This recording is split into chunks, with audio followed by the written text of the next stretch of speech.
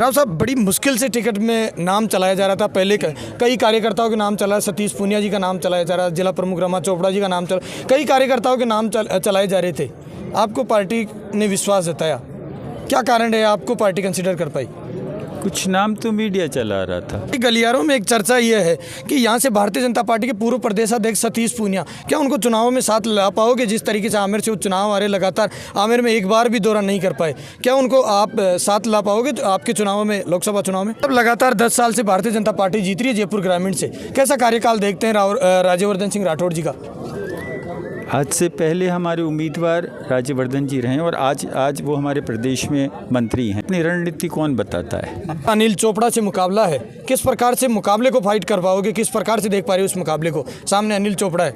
आपका तात्पर्य उम्र के हिसाब से है ना? वो जिस पायदान पे थे उस पर हम भी थे एक ज़माने में। उम्र से शरीर की व्यवस्था और शरीर की अवस्था का ज्ञान होता है। मानसिक व्यवस्था का ज्ञान किससे होता है? शायद मुझसे ज़्यादा आप जानते हैं ना। क्या करूँगा, विजन बता दीजिए आपका क्या है? ऐसा है, अग्निवीर जैसी।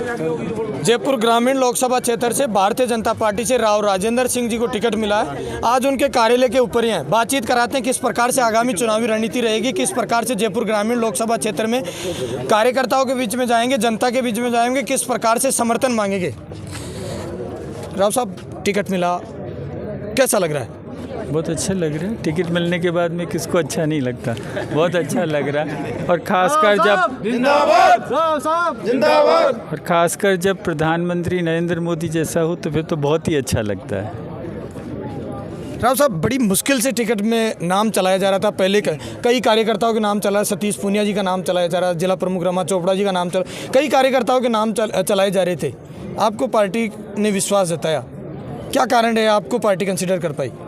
कुछ नाम तो मीडिया चला रहा था, बाकी आपने जितने भी नाम लिए हैं वो सब हमारे कार्यकर्ता हैं। हम सब एक साथ काम करते हैं। वो भी भारतीय जनता पार्टी के कार्यकर्ता हैं, मैं भी हूँ। सतीश जी तो हमारे प्रदेश अध्यक्ष रही हैं और जिला प्रमुख जी जिला के प्रमुख हैं ही। पार्टी ने अपने स्तर पर निर्णय लिया और इन सब के सहयोग से लिया। इसमें कोई किसी का विरोधाभास नहीं है। जिसको भी टिकट मिलता हम सब साथ रहते।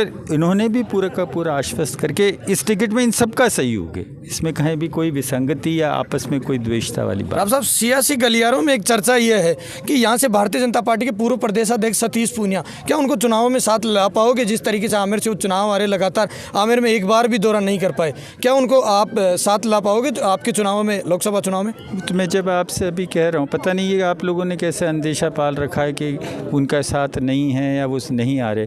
अगर वो नहीं होते तो ये टिकट यहाँ तक थोड़ी आता। उनका पूरा सहयोग रहा है। वो आखिर प्रदेश के पूर्व अध्यक्ष रहे हैं। उनके बगैर सहयोग, उनके बगैर समर्थन के टिकट थोड़ी। उनसे उन्होंने भी अपनी तरफ से जो कुछ भी कहना है प्रदेश के स्तर पे और राष्ट्र के स्तर पे कहा है। इन सबका सहयोग से ये टिकट मिला। किसी एक व्यक्ति की कोई उपलब्धि नहीं है और उनका पूरा आशीर्वाद भी है और उनका स्नेह भी है। राव साहब, लगातार 10 साल से भारतीय जनता पार्टी जीत रही है जयपुर ग्रामीण से। कैसा कार्यकाल देखते हैं राज्यवर्धन सिंह राठौड़ जी का? आज से पहले हमारे उम्मीदवार राज्यवर्धन जी रहे और आज वो हमारे प्रदेश में मंत्री हैं। उनका कार्यकाल अपने स्तर पर जो कुछ भी इस लोकसभा क्षेत्र को उनके समय जो उपलब्धियां मिली, चाहे वो इंफ्रास्ट्रक्चर के लिए हो, आधारभूत सेवाओं के संबंध, बहुत से काम रुके हुए थे। जो हो सकता है कि आप ये कहें कि साहब गति थोड़ी धीमी थी, लेकिन किसी रुके हुए काम को दोबारा गतिमान करने में थोड़ा समय लगता है। आज वो सारा का चीज़ गतिमान है और बहुत अच्छा उनका कार्यकाल रहा। उनकी स्वयं की छवि बहुत स्वच्छ थी और उन्होंने एक 10 साल का जो समय दिया है वो हम सब के लिए एक आदर्श के रूप में भी है और हम वहाँ से बहुत सी चीज़ सीखते भी हैं। राव साहब, अब चुनाव में बहुत कम वक्त बचा है, बहुत कम समय बचा है, किस प्रकार से चुनावी रणनीति करेंगे? अंतिम दौर में आप किस तरह से जनता के बीच में जाएंगे, समर्थन मांगेंगे? ये बड़ी एक विचित्र सी बात है। अपनी रणनीति कौन बताता है? पर हम एक मूल भाव है हर मतदाता तक जाकर उसके विश्वास को जीतने का और उसके साथ में बात करने का हम पूरा प्रयास करेंगे। अगर कुछ वंचित रह जाते, हम नहीं पहुंच पाते हैं, तो उन तक हमारा संदेश पहुंचेगा और उनके विश्वास के माध्यम से अपना चुनाव को हम परवान चढ़ाएंगे। साहब, मुकाबले में सामने युवा नेता अनिल चोपड़ा से मुकाबला है। किस प्रकार से मुकाबले को फाइट कर पाओगे? किस प्रकार से देख पा रहे हो उस मुकाबले को? सामने अनिल चोपड़ा है। आपका तात्पर्य उम्र के हिसाब से है ना? वो जिस पायदान पे थे उस पर हम भी थे एक ज़माने में। उम्र से शरीर की व्यवस्था और शरीर की अवस्था का ज्ञान होता है, मानसिक व्यवस्था का ज्ञान किससे होता है शायद मुझसे ज़्यादा आप जानते हैं ना। ठीक है? क्या विजन है जब ये नॉमिनेशन के बाद जब हम अपना प्रचार चालू करेंगे, जो हमारी मुख्य मीटिंग होगी। साहब, अनिल चोपड़ा का सबसे बड़ा मुद्दा जब मैं कल बातचीत कर रहा था अग्निवीर को लेकर था कि अगर मैं संसद में पूछता हूँ, जयपुर ग्रामीण की जनता चुनती है तो मैं अग्निवीर को आगे करूँगा। विजन बता दीजिए आपका क्या है? ऐसा है, अग्निवीर जैसी व्यवस्था के संबंध में उन्होंने एक टिप्पणी करी।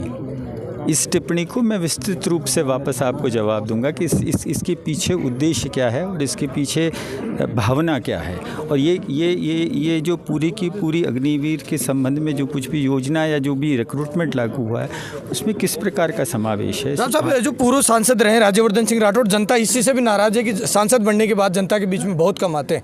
आप क्या देखते हैं, जनता सांसद चुन देगी तो किस प्रकार से देखेंगे? मेरे ख्याल से मुझे प्रदेश के विधायक के रूप में इस जनता ने खूब देखा है, तो मेरे ख्याल से वो अपने आप में एक उदाहरण है और मैं मानता हूं कि वो इसे स्वीकार। ईआरसीपी का बड़ा मुद्दा रहता है। क्या राव साहब अगर संसद में पूछते हैं तो क्या ईआरसीपी से विराटनगर, शाहपुरा, कोटपुतली इनको जुड़ा पाएंगे? ईआरसीपी अब अकेली ईआरसीपी नहीं है, अब वो एकीकृत ईआरसीपी है, इसमें और नदियां भी जुड़ी हैं। अब ईआरसीपी सिर्फ एक प्रदेश का विषय नहीं है, पूरा राष्ट्र इसमें सम्मिलित है और राष्ट्र की सरकार ने अपना पूरा का पूरा इसके अंदर सहयोग देने की पूरा आश्वासन भी दिया और दे भी रहे हैं। जो डीपीआर अब तैयार हो रही है, अब नदी से नदी जोड़ने की व्यवस्था को लागू करके हो रही है, इसलिए जल सिर्फ चंबल तक की सीमित नहीं है या सिर्फ है ना पार्वती या सिंध तक की सीमित नहीं है।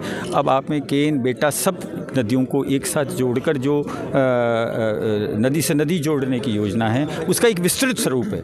जब इसकी पूरा का पूरा आपके सामने जब इसका खाका हम बताएंगे और लेके आएंगे तो आप संतुष्ट हो जाएंगे। जयपुर ग्रामीण की जनता को क्या मैसेज करना चाहेंगे? उनको अभी हाल फिलहाल तो यही निवेदन करना चाहूँगा कि उनका आशीर्वाद मुझ पर बना रहे। ये हमारे साथ है भारतीय जनता पार्टी के प्रत्याशी राव साहब। आप देख रहे हैं मेरे साथ तेज मीडिया ग्रुप और मैं हूँ तेजपाल। जय हिंद, जय भारत। दोस्तों नमस्कार। जयपुर ग्रामीण लोकसभा से भारतीय जनता पार्टी से राव राजेंद्र सिंह मैदान में है, तो सामने युवा नेता और राजस्थान यूनिवर्सिटी के पूर्व छात्र संघ रहे अनिल चोपड़ा मैदान में। कहीं ना कहीं यहाँ का मुकाबला बड़ा दिलचस्प मुकाबला होने वाला है। बातचीत करते हैं, एक युवा है सामने और एक अनुभवशील कार्यकर्ता हैं जो पार्टी से पहले विधायक भी रहे हैं, उपाध्यक्ष भी रहे।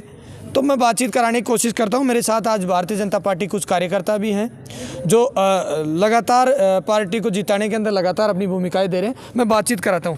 मतलब क्या नाम है, क्या माहौल देख रहे हैं जयपुर ग्रामीण लोकसभा क्षेत्र में?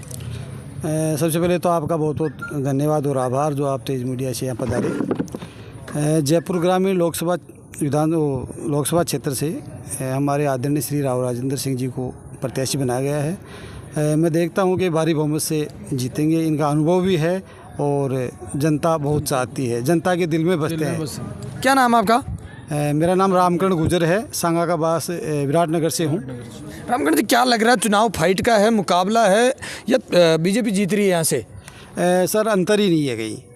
बीजेपी बहुत भारी बहुमत से जीत रही है, कांग्रेस तो साफ पड़ी है। सर क्या कारण है, क्या कारण, क्यों जीत रही है बीजेपी? बीजेपी इसलिए जीत रही है कि एक अनुभवशील व्यक्तित्व और अच्छे व्यक्तित्व वाले व्यक्ति को टिकट दिया गया है। ऐसा लगता है कांग्रेस पार्टी है ही नहीं। कांग्रेस के जो बड़े बड़े चेहरे थे वो सारे बीजेपी में आ चुके हैं। एक तरफा माहौल बना हुआ है बीजेपी का। वैसे अब चुनाव कैसे जीताओगे? यहाँ से भारतीय जनता पार्टी से लगातार 10 साल से सांसद है राज्यवर्धन सिंह राठौड़। जनता से जब सर्वे करते हैं, जनता से ग्राउंड रिपोर्ट करते हैं तो वो बोलते हैं कि हमारे बीच में आते ही नहीं है। चुनाव जनता वोटिंग कैसे करेगी पार्टी को, ये बताइए आप। ये सब कांग्रेस की चाल है। कांग्रेस वाले कहते हैं कि आते नहीं है, बाकी हमारे बीच में रहे हैं सांसद साहब। राज्यवर्धन साहब जो हमारे सांसद रहे हैं, हमारे बीच में रहे हैं और जो कार्य उन्होंने किए हैं, जितने भी एमडीआर रोड जो बने हैं हमारे विधानसभा क्षेत्र विराटनगर में, शाहपुरा में, सारे उन्हीं के हैं। तो भाई साहब 2009 के चुनाव को अगर देखें, सबसे पहले परिसीमन जब लोकसभा क्षेत्र जयपुर ग्रामीण का हुआ था तो यहाँ से राव साहब ही कैंडिडेट थे, सामने लालचंद कटारिया जी थे। तो उस टाइम कांग्रेस मजबूत थी। अब की बार क्या देख रहे हैं? अब की बार बीजेपी मजबूत है और आदरणीय नरेंद्र मोदी जी को भी देखते हैं और राम मंदिर जैसे उन्होंने बनाया है, कई मुद्दे हैं उन पे हम खरे उतरेंगे और आदरणीय राव साहब को तो लोग एक सितारा मानते हैं, तो कहीं मुकाबला ही नहीं है कांग्रेस का। साहब क्या आप क्या देख रहे हैं, क्या माहौल है शाहपुरा के अंदर जयपुर ग्रामीण लोकसभा क्षेत्र में? माहौल का बहुत बढ़िया माहौल चल रहा है, बीजेपी की लहर है और माननीय मोदी जी का बहुत ही पूरे विश्व में उनका डंका बज रहा है, तो उस हिसाब से कोई बीजेपी को कोई रोक नहीं सकता। भारतीय जनता पार्टी ने प्रत्याशी बनाया राव राजेंद्र सिंह जी को, क्या लगता है अच्छे कैंडिडेट हैं? किस तरह से जनता के खरे उतर पाएंगे? किस तरह से देखते हो आप? पहले 3 बार विधायक रहे हुए हैं साहब, उनका कार्यकाल बहुत बढ़िया रहा है, जनता की भलाई के लिए बहुत बढ़िया काम करते हैं, न किसी से भेदभाव करते हैं, न किसी को लड़ाने का काम करते हैं, सबको साथ लेके चलते हैं। मतलब आपका क्या नाम है? मेरा नाम रोशन बागड़ी है, युवा मोर्चा अध्यक्ष हूँ। अच्छा, बड़े खुश दिखाई दे रहे हो, क्या कारण है? खुशी जैसे एक दीपावली मनती है वैसे शाहपुरा सिटी मना रही है, पूरी विधानसभा मना रही है जैसे एक त्यौहार की तरह। जो हमारे आदर्श हैं, पूरी विधानसभा में एक सदन के सितारे भी है, पूरी 200 की 200 विधानसभा में राव साहब का नाम है, एक ब्रांड है, ब्रांड समझ रहे हो आप। तो क्या लगता है 4 जून को परिणाम आएगा तो ब्रांड में चेंज होगा या फिर परिणाम कहीं आपकी उस गम में बदल जाए आपकी खुशी? बिल्कुल नहीं, 1001% अनिल चोपड़ा कहीं दिखाई भी नहीं देगा, दिखाई देने का काम ही नहीं है। जीत होगी हमारी 5 लाख 7 लाख से ऊपर।